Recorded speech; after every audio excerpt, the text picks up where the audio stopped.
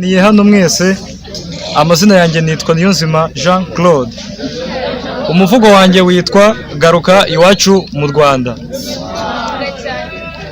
Garuka iwacu mu Rwanda, garuka ute tutoneshwe, utuze mu gihugu cyacu, ugira umutekano, uture utuje, iterambere rijye mbere. Garuka urarurota ubwiza bw'igihugu cyacu cyuje ubuyobozi buyoborana ubutwari bukarwanya ubugwari, iterambere rigatambuka ridategwa. Garuka twirebe twiyubake, tureme icyaduteza imbere, ubuhanga bwacu buhozeho, amahanga ahorahoro. Garuka utitega tukwakire, amahoro agusanga guhobera, ibikuranga bibwira abagukumbuye baze badashidikanya, ahubwo baguhobera ibyishimo byuzura umutima. Ihangane ntugire impagarara, ugira ngo ibyo mvuga ndabihimba, ni ukuri u Rwanda rwuje uburanga, imisozi igihumbi iraruranga, abarusura barara barurota. Utuye u Rwanda nayoberana, yuje urukundo ruzira uburyarya, arangwa n'umutima ureta ubuntu, aharanira guteza imbere igihugu, azira kwitaka nk'umutako w'akataraboneka.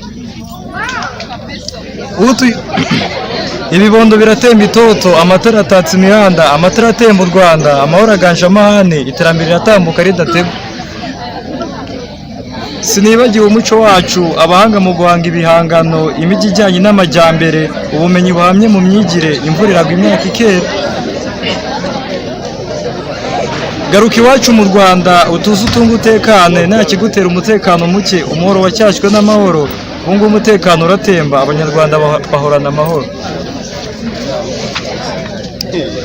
Wavuga ibyiza by'igihugu cyacu ntiyasoza, yasangwa no gusinzira, yasingiza ahubwo yanasarara, yasangwa no gusiga adasoza, agasangwa n'agasusuruko n'inseko.